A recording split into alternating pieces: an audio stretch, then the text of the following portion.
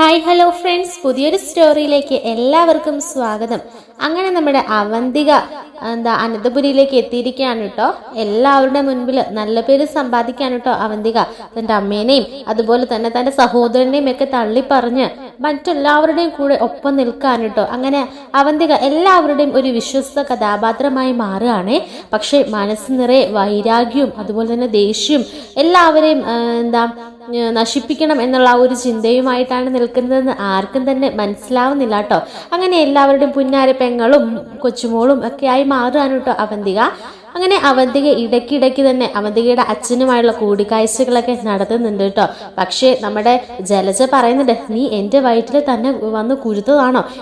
നിന്റെ ആങ്ങളേനെയും അതുപോലെ തന്നെ എന്നെയും ഈ വീട്ടിൽ പട്ടിയുടെ വില പോലും തരുന്നില്ല. അതെല്ലാം പോട്ടെ, ഒരു ചെറിയ തെറ്റ് ചെയ്തതിന് നിന്റെ അച്ഛനെ ഇവർ നാട് കടത്തി. അച്ഛനില്ലാത്ത കുട്ടിക്കാലമൊക്കെ നീ മറന്നുപോയോ? ഭർത്താവ് ഉണ്ടായിട്ടും ഇല്ലാത്തൊരാളെ പോലെ ഞാനിവിടെ ജീവിക്കുക, അതൊന്നും നീ മനസ്സിലാക്കുന്നില്ലല്ലോ. നീ എന്നിട്ട് ബാക്കിയുള്ള കൂടി നല്ല മോളായി മാറിയിരിക്കുന്നു. നിന്നെ പഠിപ്പിക്കാൻ വിടണ്ടായിരുന്നു, എൻ്റെ ഒപ്പം ഇവിടെ ഉണ്ടായിരുന്നെങ്കിൽ നീ അങ്ങനൊന്നും ആവില്ലായിരുന്നു എന്നൊക്കെ പറഞ്ഞ് സങ്കടപ്പെടുകയാണ് കേട്ടോ ജലജ. ഈ ഒരു സമയത്ത് അവന്തിക പറയുന്നുണ്ട്, എന്താമേ അതെല്ലാം നമ്മൾ മറന്നേക്ക്. ഇപ്പോൾ നമ്മളെ സംരക്ഷിക്കുന്നതൊക്കെ ഇവരല്ലേ, അച്ഛൻ അന്നൊരു തെറ്റ് പറ്റിയത് കൊണ്ടല്ലേ അങ്ങനെയൊക്കെ സംഭവിച്ചത് എന്നൊക്കെ പറഞ്ഞ് ന്യായീകരിക്കാൻ ശ്രമിക്കാൻ കേട്ടോ അവന്തിക. അത് കേട്ടിട്ട് നമ്മുടെ ജലജയ്ക്ക് അത്രയ്ക്ക് അങ്ങോട്ട് പിടിക്കണില്ലേ. ജലജ, നീ എൻ്റെ മകളെയല്ല, നീ എൻ്റെ വയറ്റിൽ വന്ന് ജനിച്ചതുമല്ല. നിന്നോട് സംസാരിച്ചാലേ എനിക്ക് ദേഷ്യം വരും. നീ വരുന്നു എന്ന് കേട്ടപ്പോൾ ഞാൻ ഒരുപാട് സന്തോഷിച്ചു. പക്ഷെ ഇപ്പം ഞാൻ ഓർക്കുക, നീ വരണ്ടിയിരുന്നില്ലാന്ന്. എനിക്ക് ഒരു മോനേ ഉള്ളൂ, അതെൻ്റെ അഭിയ എന്ന് പറഞ്ഞിട്ട് അങ്ങനെ പോകുകയാണ് കേട്ടോ. ഈ ഒരു സമയത്ത് അവന്തിക ഇങ്ങനെ മനസ്സിൽ ചിന്തിക്കുന്നുണ്ട്, അമ്മയുടെ മോള് തന്നെ ഞാൻ, അമ്മയുടെയും അച്ഛൻ്റെയും മോള് തന്നെ. ആ ഒരു വൈരാഗ്യ ബുദ്ധി എൻ്റെ മനസ്സിലുണ്ട്. പക്ഷെ നിങ്ങളെപ്പോലെ എല്ലാവരുടെ മുൻപിൽ തിരിഞ്ഞു നിന്ന് കളിക്കാൻ തുടങ്ങിയാൽ നിങ്ങളെപ്പോലെ തന്നെ എങ്ങും എത്തില്ല. എൻ്റെ അച്ഛൻ്റെ മാർഗം തന്നെയാണ് ഞാനും സ്വീകരിച്ചിരിക്കുന്നത്. ഓരോന്നോരോന്നായി ഈ അനന്തപുരി തറവാടിൻ്റെ അടിവേര് ഞാൻ ഇളക്കും. അവസാന നിമിഷം നമ്മളെല്ലാം പടുത്തുയർത്തി വിജയിച്ചതിന് ശേഷമേ ഞാൻ സത്യങ്ങളെല്ലാം അമ്മയോട് പറയുള്ളൂ. അതുവരെ ഇങ്ങനെ തന്നെ പോട്ടെ. അമ്മയുടെ പുന്നാര മകൾ തന്നെയാണ് അമ്മ അത് വൈകാതെ മനസ്സിലാക്കിക്കൊള്ളും എന്നിങ്ങനെ ഒരു പുഞ്ചിരിയോടുകൂടി ചിന്തിക്കാൻ കേട്ടോ അവന്തിക. അങ്ങനെ ശേഷം കാണിക്കുന്നത് അഭിയോട് ജലജ പറയുന്നുണ്ട്, എടാ നിന്റെ പുന്നാര പെങ്ങളില്ലേ, അവൾ ആകെ മാറിപ്പോയടാ. അവൾ ഇവിടുന്ന് പോയതുപോലെ ഒന്നുമല്ല തിരിച്ചു വന്നിരിക്കുന്നത്. സമാധാനത്തിന്റെ വെള്ളരിപ്രാവായിട്ടാണ് തിരിച്ചു വന്നിരിക്കുന്നത്. ആ ദേവയാനിക്കും നായനയ്ക്കും എല്ലാം സപ്പോർട്ടായിട്ട് നിന്ന് സംസാരിക്കുകയാടാ അവൾ എന്നൊക്കെ പറയാൻ കേട്ടോ. ഈ ഒരു സമയത്ത് അഭി പറയുന്നുണ്ട്, ഇനിയിപ്പോൾ എന്താ അമ്മ ചെയ്യുക, അവളെന്താ ഇങ്ങനെ ആയിപ്പോയത്? അവൾ ഇത്ര മാറുമെന്ന് ഞാനൊരിക്കലും പ്രതീക്ഷിച്ചില്ല. അവളെ പതിയെ നമ്മുടെ വഴിക്കാക്കി എടുക്കണം എന്നൊക്കെ പറയാൻ കേട്ടോ. അപ്പോൾ ജലജ പറയുന്നുണ്ട്, അതെൻ്റെ വയറ്റിൽ വന്ന് കുരുത്തതല്ലേ, അവൾ എന്തായാലും നമുക്ക് സപ്പോർട്ടായിട്ടേ നിൽക്കുള്ളൂ. ഇപ്പത്തെ ആ ഒരു മൂച്ചിനങ്ങ് പോട്ടെ, പതിയെ അവൾ നമ്മുടെ വഴിക്കായിക്കോളും. നമ്മളെ ഇട്ട് താറടിക്കുന്നതൊക്കെ കണ്ടതിന് ശേഷം അവൾ അത് മനസ്സിലാക്കി എടുത്തോളും എന്നൊക്കെ പറയാൻ കേട്ടോ. അങ്ങനെ ശേഷം നമ്മുടെ മുത്തശ്ശിയും ഇങ്ങനെ സംസാരിച്ചുകൊണ്ടിരിക്കുകയാണ്. മുത്തശ്ശി പറയുന്നുണ്ട്, ഏതായാലും ജലജയുടെ സ്വഭാവമൊന്നും അവന്തിക മോൾക്ക് കിട്ടിയിട്ടില്ല. അപ്പോൾ മുത്തശ്ശൻ പറയുന്നുണ്ട്, അത് കിട്ടാൻ നമ്മൾ അനുവദിച്ചിട്ടില്ലല്ലോ. അവള് കുറച്ച് പ്രായമായി കഴിഞ്ഞപ്പോൾ തന്നെ വിദേശത്തേക്ക് പഠിക്കാൻ പോയത് കൊണ്ട് ജലജയുടെ കുരുട്ടു ബുദ്ധിയും ആ ഒരു കുശുമ്പും കുന്നായ്മയും വൈരാഗ്യ ബുദ്ധിയൊന്നും അവൾക്ക് കിട്ടിയില്ല. അവളുടെ ഒപ്പം നിന്ന് അവളുടെ മകന് എല്ലാം അവൾ പകർന്നു കൊടുത്തിട്ടുണ്ട്. ഏതായാലും അവന്തിക മോള് നാട്ടിൽ പോയി പഠിച്ചത് കൊണ്ട് തന്നെ ആ ജലജയുടെ ചൂടൊന്നും അവ കേൾക്കാത്തത് കൊണ്ട് തന്നെ ഇച്ചിരി സ്വഭാവത്തിന് മാറ്റം ഉണ്ടായിരിക്കും. തന്തയും കണക്കാ തള്ളയും കണക്കാ, ഏതായാലും മോനും കണക്കാ. ഇനിയിപ്പോൾ മോള് മാത്രമെങ്കിലും നല്ല രീതിയിലായാൽ മതിയായിരുന്നു എന്നൊക്കെ ഇങ്ങനെ പറയാൻ കേട്ടോ. എന്നിട്ട് മുത്തശ്ശി പറയുന്നുണ്ട്, അവന്തിക മോള് പഠിപ്പെല്ലാം കഴിഞ്ഞ് വന്നതല്ലേ, ഇനി അവൾക്ക് നമ്മുടെ കമ്പനിയിൽ ഒരു ജോലി ശരിയാക്കി കൊടുത്തൂടെ എന്നിങ്ങനെ പറയുമ്പോഴത്തേനും അത് ഞാൻ അവളോട് സൂചിപ്പിച്ചായിരുന്നു. അപ്പോൾ അവൾ പറഞ്ഞു, അതിനൊക്കെ ഇനി സമയമുണ്ടല്ലോ മുത്തശ്ശ, കുറച്ച് കഴിയട്ടെ, ഇപ്പോൾ എന്താ ധൃതി. പിന്നെ എന്നെക്കാളും തലപ്പത് ആദർശേട്ടനും അതുപോലെ തന്നെ അനിയൊക്കെ ഉണ്ടല്ലോ എന്നൊക്കെ പറഞ്ഞിരുന്നു. അവൾ നല്ല മനസ്സ്, അവളുടെ നല്ലൊരു കുട്ടിയാണ്. അവളുടെ ആ ഒരു വിദ്യാഭ്യാസത്തിനും അറിവിനും ഒക്കെ ഉള്ള ഒരു ജോലി നമ്മുടെ കമ്പനിയിൽ കിട്ടും. അവൾ അങ്ങനെ ഉയർന്നൊരു പൊസിഷനിൽ എത്തുകയും ചെയ്യും. അവളുടെ ചേട്ടനെ പോലെ ആകാതിരുന്നാൽ മതിയായിരുന്നു. ചേട്ടൻ ഓരോ പൊസിഷൻ താന്ന് ഇപ്പോൾ ആ കമ്പനിയുടെ പുറത്തായി. ഇനി പക്ഷേ ആ പെങ്ങളെന്ന് പറയുന്ന അവളുണ്ടല്ലോ, അവൾ ഓരോ പൊസിഷൻ കയറി നമ്മുടെ ആദർശിനൊപ്പം എത്തുമെന്ന് എൻ്റെ മനസ്സ് പറയുന്നു എന്നൊക്കെ മുത്തശ്ശനും ഇങ്ങനെ പറയാൻ കേട്ടോ. മുത്തശ്ശിക്കും ആ ഒരു കാര്യത്തിൽ സന്തോഷമാകാണ്. കാരണം അഭിയെ പോലെ ആയില്ലല്ലോ അവന്തിക. പക്ഷെ കാര്യങ്ങളൊക്കെ നമുക്കല്ലേ അറിയുള്ളൂ, അവന്തിക ഇതിലും വലിയ വിത്താണെന്ന്.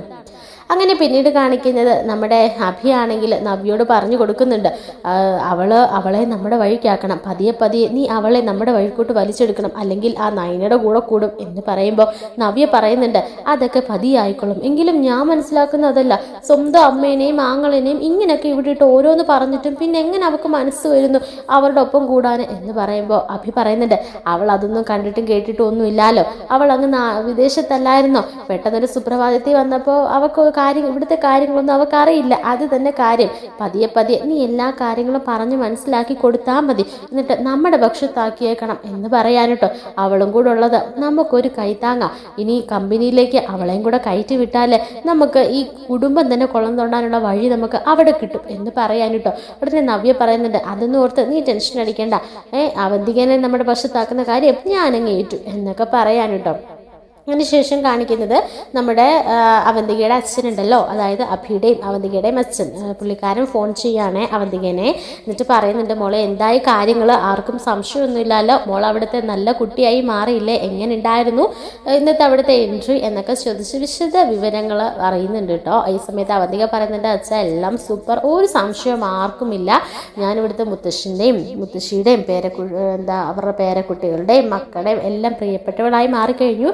അമ്മയ്ക്ക് നല്ല സങ്കടമുണ്ട്, അമ്മ പറയായിരുന്നു അച്ഛനെ ചെറിയൊരു കുറ്റത്തിന് ഇവിടുന്ന് തള്ളിപ്പറഞ്ഞ് ഇറക്കി വിട്ടതല്ലേ, എന്നിട്ട് നീ എന്തിനാ അവരുടെയൊക്കെ സപ്പോർട്ട് ചെയ്യുന്നത് എന്നൊക്കെ പറഞ്ഞാൽ അമ്മ കുറേ എന്നെ ഇതാക്കിയിട്ട് പോയതാ, വഴക്കൊക്കെ ഉണ്ടാക്കിയിട്ട് പോയതാ എന്നൊക്കെ പറയാൻ കേട്ടോ. ഉടനെ നമ്മുടെ അഭിയുടെ അച്ഛൻ പറയുന്നുണ്ട്, അതേ മോളെ അവൾ പറഞ്ഞത് ശരിയല്ലേ, എന്നെ ചെറിയൊരു തെറ്റിന് എല്ലാവരും കൂടെ നാട് കടത്തിയത് അതിൻ്റെ പ്രതികാരം ചെയ്യാൻ വേണ്ടി തന്നെയാണ് ഞാൻ വന്നിരിക്കുന്നത്, എന്തായാലും മുകളിലൂടെ ആയിരിക്കണം എനിക്കതെല്ലാം നേടിയെടുക്കാൻ കഴിയേണ്ടത് എന്നൊക്കെ പറയാൻ കേട്ടോ.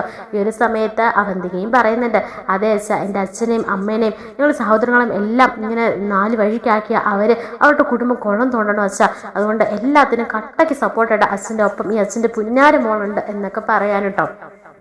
അങ്ങനെ പെട്ടെന്ന് ഫോൺ ഇങ്ങനെ സംസാരിച്ചുകൊണ്ടിരിക്കുന്ന സമയത്തായിരിക്കും പെട്ടെന്ന് ആദർശ് എവിടേക്ക് വരികയാണേ. ആദർശ്, എന്താ അവന്തികെ, ആരോടാ നീ സംസാരിച്ചുകൊണ്ടിരിക്കണേ എന്നിരിക്കുമ്പോൾ, അത് പിന്നെ എൻ്റെ ഒരു ഫ്രണ്ടാണ്, വിദേശത്ത് എൻ്റെ കൂടെ ഒപ്പം ക്ലാസ്മേറ്റ് ആയിരുന്നു എന്നൊക്കെ പറയുമ്പോഴത്തേക്കിനും, പിന്നെ നീ അച്ഛൻ്റെ കാര്യങ്ങളൊക്കെ പറഞ്ഞു, പുന്നാര മോളെന്ന് അങ്ങനെ എന്തോ പറഞ്ഞു എന്ന് പറയുമ്പോൾ, അല്ല അവളുടെ അച്ഛൻ്റെ കാര്യം പറഞ്ഞതായിരുന്നു, അവളുടെ അച്ഛൻ്റെ പ്രിയപ്പെട്ട പുത്രിയാണ് അവൾ എന്നൊക്കെ ഇങ്ങനെ ഓരോ കാര്യങ്ങൾ സംസാരിക്കായിരുന്നു. അപ്പോൾ ഞാൻ പറയായിരുന്നു, എനിക്ക് അങ്ങനെ ഒരാളില്ലല്ലോ, എൻ്റെ അച്ഛനെ ചെറുപ്പത്തിൽ കണ്ട പരിചയം, എന്തോ ഒരു തെറ്റ് ചെയ്തതിന് അച്ഛനെ ഇവിടെ നിന്ന് ഇറക്കി വിട്ടതല്ലേ എല്ലാവരും ചേർന്നെന്ന് പറഞ്ഞാൽ ഇങ്ങനെ സങ്കടപ്പെടുമ്പോൾ അത് കാണുമ്പോൾ ആദർശനും സങ്കടമാകുകയാണേ. അപ്പോൾ ആദർശ് പറയുന്നുണ്ട്, അതങ്ങനല്ല മോളെ, നിൻ്റെ അച്ഛൻ്റെ ഭാഗത്തുനിന്ന് ഒരു വലിയൊരു വീഴ്ച തന്നെ സംഭവിച്ചിട്ടുണ്ട്, നിൻ്റെ അച്ഛൻ എന്തോ, അന്ന് ഞാനും ചെറുപ്പമായിരുന്നു, അച്ഛനും ഇളയച്ചനും ഒക്കെ പറഞ്ഞുള്ള അറിവാണ് എനിക്ക്, അച്ഛൻ വലിയ തിരിമറി തന്നെ നടത്തിയിട്ടുണ്ടായിരുന്നു, അങ്ങനെ നമ്മുടെ കമ്പനി ഒരു വലിയ കടബാധ്യതയുടെ വക്കിൽ തന്നെ എത്തിയിട്ടുണ്ടായിരുന്നു മോളെ, ജ്വല്ലറിയും കാര്യങ്ങളും ഒക്കെ തന്നെ ബിസിനസ് എല്ലാം ആകെ ഡൗൺ ആയിപ്പോയി, അങ്ങനെ എന്തൊക്കെയോ പ്രശ്നങ്ങളും കാര്യങ്ങളും ഒക്കെ വന്നതിന് ശേഷമാണ് ഇതിൻ്റെ അച്ഛനും മുത്തച്ഛനും ഇവിടുന്ന് പുറത്താക്കിയത്. അതിനു മുൻപ് കുറേ വാണിങ്ങും കൊടുത്തിട്ടുണ്ടായിരുന്നു അച്ഛനൊക്കെ പറയുന്നത് ഞാൻ കേട്ടിട്ടുണ്ട്, അല്ലാതെ ഒരിക്കലും നിങ്ങളെ തമ്മിൽ പിരിച്ചതല്ല, മോളതൊന്നും ഓർത്ത് വിഷമിക്കല്ല, ഇനി അങ്ങനെ ഒരിക്കലും ചിന്തിക്കരുത് എന്നൊക്കെ പറയാൻ കേട്ടോ. എന്നിട്ട് ആദർശ് അതേ വായിൽ പറയുന്നുണ്ട്, ഇപ്പോൾ നിൻ്റെ ഏട്ടനും അതേ പാതയിലാണ് സഞ്ചരിച്ചുകൊണ്ടിരിക്കണേ എന്ന് പറയുമ്പോൾ, അഭിയേട്ടൻ എന്തൊക്കെയോ കള്ളത്തരങ്ങൾ ഉണ്ടെന്ന് എനിക്ക് മനസ്സിലായി, എന്ത് ചെയ്യാനാ, അഭിയേട്ടൻ തിരുത്തത്തില്ലെങ്കിൽ പിന്നെ നമുക്ക് എന്ത് ചെയ്യാൻ കഴിയും ആദർശ് കേട്ടോ, അഭിയേട്ടൻ പതിയെ കാര്യങ്ങളൊക്കെ മനസ്സിലാക്കി എടുത്തോളും എന്ന് പറയാൻ കേട്ടോ. ഈ സമയത്ത് ആദർശ് പറയുന്നുണ്ട്, മോളെങ്കിലും ഇങ്ങനെയൊക്കെ ചിന്തിക്കുന്നുണ്ടല്ലോ, അത് തന്നെ വലിയ കാര്യം, ഇനി നീ വേണം നിൻ്റെ അമ്മേനെയും അതുപോലെ തന്നെ ഏട്ടനെയും ഒക്കെ ഒന്ന് നിലയ്ക്ക് നിർത്താൻ, കാര്യങ്ങൾ പറഞ്ഞ് മനസ്സിലാക്കിപ്പിക്കാൻ, ഞങ്ങൾ ആരും പറഞ്ഞാൽ അവരുടെ അടുക്കൽ ഒരു തരിമ്പ് പോലും മേക്കില്ല, തെറ്റുകൾക്ക് മേലെ തെറ്റുകൾ ഇങ്ങനെ സംഭവിച്ചുകൊണ്ടിരിക്കുകയാണ് ഇതൊരു തറവാട്ടിൽ എന്നൊക്കെ പറയുമ്പോൾ അവന്തിക പറയുന്നുണ്ട്, ഏട്ടൻ ഒന്നും കൊണ്ടും പേടിക്കണ്ട, ഞാനിവിടെ എത്തിയില്ലേ, ഇനി ഏട്ടൻ കണ്ടോ കളികളൊക്കെ മാറുന്നത് എന്ന് പറഞ്ഞിട്ട് ഒരു പുഞ്ചിരിയോടുകൂടി അവന്തിക അങ്ങനെ പോകാൻ കേട്ടോ. ആദർശം വളരെ സന്തോഷത്തിൽ തന്നെ പോകാൻ കേട്ടോ, ഒരു ഡബിൾ മീനിങ് അവിടെ ഉണ്ട് എന്നുള്ള കാര്യം ആദർശം അങ്ങനെ മനസ്സിലാക്കണില്ല, അങ്ങനെ പോകുകയാണ് കേട്ടോ. പിന്നീട് കാണിക്കുന്നത് നമ്മുടെ മുത്തശ്ശനാണെങ്കിൽ ഓരോ ഡേറ്റകളും ഇങ്ങനെ എടുത്തെടുത്ത് നോക്കുമ്പോൾ ഫുൾ ലോസ് കാണിക്കാൻ കേട്ടോ. അതായത് ഓരോ ദിവസം ഉയർന്നുകൊണ്ടിരുന്ന ആ ഒരു മോത്തീസ് ജ്വല്ലറിയുടെ ഗ്രാഫ് താഴേക്ക് വരികയാണ് കേട്ടോ. എവിടെയും വീഴ്ച, എവിടെയും അടികൾ മാത്രം ഇങ്ങനെ സംഭവിച്ചുകൊണ്ടിരിക്കുകയാണ് കേട്ടോ. അപ്പോൾ മുത്തശ്ശനിങ്ങനെ മക്കളൊക്കെ ആയിട്ട് ചർച്ച ചെയ്യാണ് എന്താണ് നമുക്ക് സംഭവിക്കുന്നത്. നമ്മുടെ ഡിസൈനുകളെല്ലാം ചോരുന്നു, നമ്മൾ ഇറക്കാൻ വെച്ചിരിക്കുന്ന ഡിസൈൻസൊക്കെ മറ്റു കമ്പനികൾ ഇറക്കുന്നു, അതിലെല്ലാം AN ജ്വല്ലറികളാണ് മുൻപിൽ നിൽക്കുന്നത്, എന്താ പറ്റി അങ്ങനെ നമ്മൾ 2ാം സ്ഥാനത്തേക്ക് മാറിയിരിക്കുക, നമുക്ക് വലിയ തീരാ നഷ്ടം തന്നെ ഇപ്പോൾ ഉണ്ടായിരിക്കുന്നത്, എന്തൊക്കെ ഇവിടെ നടക്കുന്നത്, എനിക്ക് ആലോചിച്ചിട്ട് ഒരൊട്ടും പിടിയും കിട്ടുന്നില്ല എന്നൊക്കെ പറയുമ്പോൾ ആദർശം പറയുന്നുണ്ട് നമ്മുടെ സ്റ്റാഫുകളുടെ ഭാഗത്തുനിന്ന് യാതൊരുവിധ വീഴ്ചകളും സംഭവിച്ചിട്ടില്ല മുത്തശ്ശ, ഞാൻ എല്ലാവരെയും വിശദമായിട്ട് തന്നെ പരിശോധിച്ചതാണ്, പിന്നെ ഇത് എങ്ങനെ സംഭവിക്കുന്നു എന്നറിയില്ല, നമ്മുടെ ഡേറ്റകളും നമ്മുടെ ഓരോ പ്രോഗ്രാമുകളും എല്ലാം ചോരുന്നുണ്ട് എന്നൊക്കെ പറയാൻ കേട്ടോ. അഭി ആ കമ്പനിയുടെ ഭാഗത്തേക്ക് വരുന്നില്ലല്ലോ ഇപ്പോൾ, അതുകൊണ്ട് അഭിയെ നമുക്ക് സംശയിക്കാൻ കഴിയില്ല, പിന്നെ എങ്ങനെയാണ് AN ജ്വല്ലറിക്ക് ഈ കാര്യങ്ങളൊക്കെ ലഭിക്കുന്നതെന്ന് നമുക്കറിയില്ലല്ലോ എന്നൊക്കെ പറയാൻ കേട്ടോ. നവ്യ അവരുടെ മോഡലാണ്, അതിലുപരി വേറൊന്നും നവ്യ ചെയ്യുന്നില്ല, പക്ഷേ വേറെ എങ്ങനെയൊക്കെയോ നമ്മുടെ ഇവിടുത്തെ കാര്യങ്ങളെല്ലാം AN ജ്വല്ലറിയുടെ ചെവിയിലെത്തുന്നുണ്ട്. എനിക്കതെല്ലാം മനസ്സിലാവാത്ത ഈ AN ജ്വല്ലറി ആയിട്ട് നമുക്ക് യാതൊരുവിധ ശത്രുതയുമില്ല, പിന്നെ എന്തിനാണ് അവർ നമ്മളോട് ഇങ്ങനെ ശത്രുത വെച്ച് പുലർത്തുന്നത് എന്ന് പറയുമ്പോൾ മുത്തശ്ശൻ പറയുന്നുണ്ട് ഇതെല്ലാം ബിസിനസ് അല്ലേടാ, വ്യക്തി വൈരാഗ്യങ്ങളല്ലായിരിക്കാം, ചിലപ്പോൾ ബിസിനസ് പരമായിട്ടുള്ള എന്തെങ്കിലും ശത്രുതയിലെ പേരിലൊക്കെ ആയിരിക്കാം, ശത്രുതയല്ലായിരിക്കാം, ചിലപ്പോൾ നമ്മുടെ ഉയർച്ച കണ്ടിട്ട് അസൂയ മൂത്തിട്ട് വല്ലതും ആയിരിക്കാം. ഇനി അതും അല്ലെങ്കിൽ അവർക്ക് 1ാം സ്ഥാനത്തെത്തണം, അതിന് നമ്മളെ താഴത്തേക്ക് ആക്കണ്ടേ, നമ്മളെ അടിയോടെ അടിച്ചമർത്തിയാലല്ലേ അവർക്ക് 1ാം സ്ഥാനത്ത് കയറാൻ പറ്റുള്ളൂ, അങ്ങനെ ചില ഇതൊക്കെയാണെന്ന് കൂട്ടിക്കോ എന്നൊക്കെ പറയാൻ കേട്ടോ. എന്നിട്ട് മുത്തശ്ശൻ ആകെ സങ്കടപ്പെടുകയാണ്. ഇത് കാണുമ്പോൾ ആദർശ് പറയുന്നുണ്ട് മുത്തശ്ശൻ ഒന്നുകൊണ്ടും വിഷമിക്കേണ്ട, കാര്യങ്ങളൊക്കെ നമ്മുടെ കൈവിട്ട് പോയിട്ടില്ല, ഇനിയും നമുക്ക് സമയമുണ്ട്, എന്തെങ്കിലും ഒരു വഴി ഞാൻ നോക്കട്ടെ മുത്തശ്ശ, നമുക്ക് നഷ്ടപ്പെട്ടു പോയ ആ ഒരു ഇത് ഞാൻ തിരിച്ചെടുത്ത് തരും, ഇത് മുത്തശ്ശന് ഞാൻ തരുന്ന വാക്കാ, മുത്തശ്ശൻ ഇനി മനസ്സ് വിഷമിപ്പിച്ച് അടുത്ത അസുഖമൊന്നും വരുത്തി വെക്കരുത് എന്നൊക്കെ പറയാൻ കേട്ടോ. എന്നിട്ട് മുത്തശ്ശനെ സമാധാനിപ്പിക്കുകയാണ്. അങ്ങനെ മുത്തശ്ശൻ പിന്നീട് അവിടെ നിന്ന് പോകുകയാണ് കേട്ടോ. അങ്ങനെ പിന്നീട് കാണിക്കുന്നത് ഇതെല്ലാം കേട്ടുകൊണ്ട് നിൽക്കുമായിരിക്കും കേട്ടോ അവന്തിക. എന്നിട്ട് അവന്തിക ഇങ്ങനെ പറയുന്നുണ്ട് എല്ലാവരും ചർച്ചകളും കാര്യങ്ങളൊക്കെ നടത്തിക്കോ, അടിവേരിളക്കിയിട്ട് ഞാൻ ഇവിടുന്ന് പോകുള്ളൂ, എൻ്റെ അച്ഛനും ഞാനും എൻ്റെ അമ്മയും എൻ്റെ സഹോദരനും ഇവിടെ വാഴും, അതല്ലാതെ വേറൊരാളും ഇവിടെ ഇനി വാഴില്ല എന്നൊക്കെ പറയാൻ കേട്ടോ.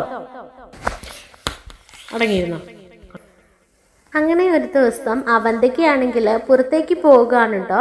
ഈ സമയത്ത് എല്ലാവരോടും ഒരു ഫ്രണ്ടിനെ കാണാൻ പോകുക എന്ന് പറഞ്ഞിട്ട് പോകുമായിരിക്കും. ഇതേ സമയത്ത് തന്നെ ആയിരിക്കും കേട്ടോ നമ്മുടെ മുത്തശ്ശനും പോണത്. അങ്ങനെ ഒരു റെസിഡൻസിയിൽ ചെല്ലുകയാണ്. അങ്ങനെ മുത്തശ്ശൻ്റെ ഒരു സുഹൃത്തിനെ കാണാനായിരിക്കും അവിടേക്ക് ചെല്ലണത്. അവിടെ ചെന്ന് കഴിയുമ്പോൾ മുത്തശ്ശൻ അവിടെ കാണുന്ന കാഴ്ച അത് ആകെ അമ്പരിപ്പിക്കുന്നതായിരിക്കും കേട്ടോ. അതായത് മുത്തശ്ശൻ ഇങ്ങനെ നോക്കുമ്പോൾ മുത്തശ്ശൻ നോക്കുമ്പോൾ അവിടെ നിൽക്കുകയാണ് അവന്തിക. അതുപോലെ തന്നെ അവന്തികയുടെ ഒപ്പം അവന്തികയുടെ തോളിൽ കൈയിട്ട് നിൽക്കുകയാണ് കേട്ടോ അവന്തികയുടെ അച്ഛൻ. അതുപോലെ തന്നെ കൂടെ തന്നെ നമ്മുടെ AN ജ്വല്ലറിയുടെ MD എന്ന് പറയപ്പെടുന്ന ആ ഒരു ഡേവിഡും കാണും കേട്ടോ. ഇവരെ 3 പേരും കൂടെ ഒരുമിച്ച് കാണുന്ന മുത്തശ്ശൻ അതിശയിച്ചു പോകുകയാണ്. ഒരുപാട് കാലങ്ങൾക്ക് ശേഷമായിരിക്കും കേട്ടോ അവന്തികയുടെ അച്ഛനെ നേരിട്ട് കാണുന്നത്. അന്ന് ആ വീട്ടിൽ നിന്നും അടിച്ചിറങ്ങിയതിന് ശേഷം കണ്ടിട്ടേ ഇല്ല. അപ്പോൾ ഇവരെ ഒരുമിച്ച് ഇങ്ങനെ കാണുമ്പോൾ ആകെ അമ്പരന്ന് പോകുകയാണ്. ഇവിടെ നടക്കുന്നത് എന്താണെന്നറിയാതെ ആകെ അങ്കലാപ്പിൽ നിൽക്കുന്ന നമ്മുടെ മൂർത്തി മുത്തശ്ശനാട്ടോ കാണിക്കണത്. അങ്ങനെ മുത്തശ്ശൻ റിസപ്ഷനിൽ ചെല്ലുന്നുണ്ട്. എന്നിട്ട് ഇവരുടെ ഡീറ്റെയിൽസിൽ ചോദിക്കുമ്പോൾ പറയുന്നുണ്ട് ഇപ്പോൾ കുറച്ച് ദിവസമായിട്ട് ഇവരിവിടെ ഉണ്ട്, AN ജ്വല്ലറിയുടെ ഉടമയാണ് എന്നൊക്കെ പറയാനുണ്ടോ, നമ്മുടെ MD ആണ് എന്നൊക്കെ പറയാണ്. അപ്പോൾ ഡേവിഡിൻ്റെ കാര്യം ചോദിക്കുമ്പോൾ ഡേവിഡ് പാർട്ട്ണർ ആണെന്നും പറയാൻ കേട്ടോ. മോളും ഉണ്ട്, ഇവരൊരുമിച്ചാണ് വിദേശത്തു നിന്ന് വന്നതെന്നും ഇവിടെ റൂം എടുത്തിരിക്കുകയാണെന്നും ഒക്കെയുള്ള കാര്യങ്ങൾ പറയാനുണ്ടോ. ഇതെല്ലാം അറിഞ്ഞ് മുത്തശ്ശനാകെ തകർന്ന് പോകുകയാണ് കേട്ടോ. അങ്ങനെ മുത്തശ്ശന് ഒരു സൈലന്റ് അറ്റാക്ക് തന്നെ വരികയാണ് കേട്ടോ. അങ്ങനെ വീട്ടിലെത്തുന്ന മുത്തശ്ശൻ ആകെ തകർന്ന് പോകുകയാണേ. മുത്തശ്ശി വിവരം അന്വേഷിക്കുന്നുണ്ട്. എന്താ ആകെ ഒരു സങ്കടവും വിഷമവും ഒക്കെ, ശരീരത്തിന് സുഖമില്ലേ, ഡോക്ടറെ വിളിക്കട്ടെ എന്ന് പറഞ്ഞിട്ട് പെട്ടെന്ന് ഫാമിലി ഡോക്ടറെയൊക്കെ വിളിക്കുന്നുണ്ട് കേട്ടോ. അങ്ങനെ മുത്തശ്ശന് സുഖമില്ലാണ്ടാവുകയാണേ. മുത്തശ്ശനെ കാണാൻ വന്നിട്ട് മുത്തശ്ശന് വയ്യാണ്ടായി എന്ന് പറഞ്ഞ് ആദർശം ഒക്കെ കൂടി ഓടി എത്തുന്നുണ്ട് കേട്ടോ. അപ്പോൾ നമ്മുടെ ഡോക്ടർ പറയുന്നുണ്ട് മുത്തശ്ശന് ചെറിയൊരു സൈലന്റ് അറ്റാക്ക് ഉണ്ടായിട്ടുണ്ട്. എന്തോ മുത്തശ്ശൻ്റെ മനസ്സിൽ നല്ല ഒരു ഭയവും അതുപോലെ തന്നെ എന്തൊക്കെയോ ടെൻഷൻ ഉണ്ട്. എന്താ സംഭവം ആദർശം എന്ന് ചോദിക്കുമ്പോൾ ആദർശം പറഞ്ഞിട്ടുണ്ട് ഇപ്പോൾ കുറച്ച് ദിവസങ്ങളായിട്ട് നമ്മുടെ കമ്പനി ആകെ ഡൗൺ ആണ്, വിദേശത്തുള്ളതും അതുപോലെ തന്നെ ഇവിടുത്തെയൊക്കെ കാര്യങ്ങൾ ആകെ കുഴഞ്ഞു മറിഞ്ഞിരിക്കുകയാണ്, അതിൻ്റെയൊക്കെ ഒരു ടെൻഷനായിരിക്കും മുത്തശ്ശനെന്ന് പറയുകയാണേ. അപ്പോൾ ഡോക്ടർ തന്നെ പറഞ്ഞിട്ട് എത്രയും പെട്ടെന്ന് ആ പ്രോബ്ലംസ് എല്ലാം സോൾവ് ചെയ്യുക, മുത്തശ്ശൻ്റെ ശരീരത്തിന് താങ്ങാൻ പറ്റുന്ന വേദന ഒന്നും അല്ല ഇപ്പം കിട്ടിയിരിക്കുന്നത്, ആൾ നല്ല ടയേർഡാണ് എന്നൊക്കെ പറയാൻ കേട്ടോ. അങ്ങനെ ആദർശനും അവർക്കൊന്നും കാര്യങ്ങളൊന്നും പിടികിട്ടണില്ല കേട്ടോ. അങ്ങനെ മുത്തശ്ശൻ പിന്നെ ആ ഒരു അസുഖമൊക്കെ ഭേദമായി, അതായത് മുത്തശ്ശൻ ഒന്ന് അസുഖമൊക്കെ ഒന്ന് ഭേദമായി എണീറ്റ് കഴിഞ്ഞപ്പോൾ മുത്തശ്ശൻ ആദർശനെ വിളിച്ചിട്ട് കാര്യങ്ങളെല്ലാം പറയുന്നുണ്ട് കേട്ടോ. എല്ലാവരും കൂടെ ചേർന്ന് നമ്മളെ ചതിക്കുന്നതാണ് എന്നൊക്കെ പറയുകയാണേ. അങ്ങനെ അവന്തികയുടെ ആ ഒരു കഴിവിൻ കണ്ണിനെ കുറിച്ചും കാര്യങ്ങളും എല്ലാം പറയാൻ കേട്ടോ. അപ്പോൾ ആദർശൻ ചോദിക്കുന്നുണ്ട്, ഇനിയിപ്പോൾ ജലജ അപ്പച്ചിക്കും അതുപോലെ തന്നെ അഭിക്കും ഈ കാര്യങ്ങളൊക്കെ അറിയാവോ, ഇവരെല്ലാവരോടും ഒത്തുചേർന്നിട്ടാണെന്ന് ചോദിക്കും. മുത്തശ്ശൻ പറഞ്ഞിട്ട് ആയിരിക്കുമല്ലോ, ഇവരെല്ലാവരും കൂടെ ഒത്തുചേർന്നിട്ടായിരിക്കും ഇതെല്ലാം നടത്തുന്നത് എന്നൊക്കെ പറയാൻ കേട്ടോ. അപ്പോൾ നമ്മുടെ കമ്പനിയുടെ ഈ ഒരു നഷ്ടത്തിനും ഈ ഒരു ഇതിനെല്ലാം കാരണക്കാരി ഇവരാണ്. ഏഞ്ചലിയുടെ MD മറ്റാരുമല്ല, ജലജയുടെ ഭർത്താവാണ്. അവൻ നമ്മുടെ അടിവേരിളക്കാൻ വേണ്ടി പുറപ്പെട്ടിരിക്കുകയാണ് എന്നൊക്കെ പറയാൻ കേട്ടോ. ഇതെല്ലാം കേട്ട ആദർശും അതുപോലെ തന്നെ ആദർശിൻ്റെ അച്ഛനും അനിയുടെ അച്ഛനും ഒക്കെ തകർന്നു പോകുകയാണ് കേട്ടോ. അങ്ങനെ ഇവരുടെ സ്വത്ത് വകകളെല്ലാം ഓരോന്നോരോ ശോഷിച്ചുകൊണ്ടിരിക്കുകയാണ്, ഓരോന്നോരോ നഷ്ടപ്പെട്ടുകൊണ്ടിരിക്കുകയാണ് കേട്ടോ. അതിശക്തമേറിയ വരവായിരുന്നു കേട്ടോ നമ്മുടെ അവന്തികയുടെ അച്ഛൻ്റെതും. അങ്ങനെ പിന്നീട് ഈ കാര്യങ്ങളെല്ലാം ഇവർ കണ്ടുപിടിച്ചത് കൊണ്ട് തന്നെ ആദർശം ഇതൊന്നും അറിയാത്ത മട്ടിൽ നിന്ന് അവന്തികയോട് ഓരോ കമ്പനി രഹസ്യങ്ങളൊക്കെ ഇങ്ങനെ പറഞ്ഞു കൊടുക്കാനുണ്ട്. അതായത് കമ്പനിയിൽ ഇങ്ങനെയാണ് എന്നൊക്കെയുള്ള കാര്യങ്ങളൊക്കെ സത്യം മൂടി വെച്ചിട്ട് അവന്തികനെ പറഞ്ഞ് മറ്റൊരു കാര്യങ്ങൾ വിശ്വസിപ്പിക്കുകയാണ്. അങ്ങനെ അവന്തിക ഈ കാര്യങ്ങളൊക്കെ മനസ്സിലാക്കി അതെല്ലാം അച്ഛനോട് പറയുകയും, പക്ഷെ അവർ ആ പ്രോജക്റ്റുകളെല്ലാം അപ്രൂവ് ചെയ്യുമ്പോഴത്തേക്കിനും പക്ഷെ അതൊന്നും ആയിരിക്കില്ല കേട്ടോ മൂർത്തിസ് ജ്വല്ലറിയുടെ. അപ്പോൾ അവന്തിക പിന്നീട് ആദർശത്തിനോട് ചോദിക്കുന്നുണ്ട്, എന്താ ആദർശിട്ട എന്നോട് ഇന്നലെ പറഞ്ഞിരുന്നല്ലോ ഈ ഒരു പ്രോജക്റ്റാണ് അപ്രൂവ് ചെയ്യുന്നത്, എന്നിട്ട് ആദർശിട്ടും പ്രസ് മീറ്റിങ്ങിൽ ഇതൊന്നും അല്ലല്ലോ കാണിച്ചത് എന്നൊക്കെ ഇങ്ങനെയൊക്കെ പറയുന്നുണ്ട് കേട്ടോ. അപ്പോൾ ആദർശ് പറയുന്നത് അവസാന നിമിഷത്തിൽ മാറ്റിയതാണ് മോളെ എന്നൊക്കെ പറയാൻ കേട്ടോ. അങ്ങനെ അവന്തികനെ ഓരോ കാര്യങ്ങളിലും തോൽപ്പിക്കാൻ കേട്ടോ ആദർശ്. പിന്നീട് സംഭവിക്കുന്നത് എന്താണെന്ന് വെച്ച് കഴിഞ്ഞാൽ ആദർശ് ഈ നഷ്ടപ്പെട്ടു പോയ മൂർത്തിസ് ജ്വല്ലറിയുടെ എല്ലാ ഇതും തിരിച്ചെടുക്കാൻ കേട്ടോ. അങ്ങനെ അവന്തികയുടെ കള്ളത്തരങ്ങളെല്ലാം എല്ലാവർക്കും മുൻപിൽ കാണിക്കുന്നുണ്ട്.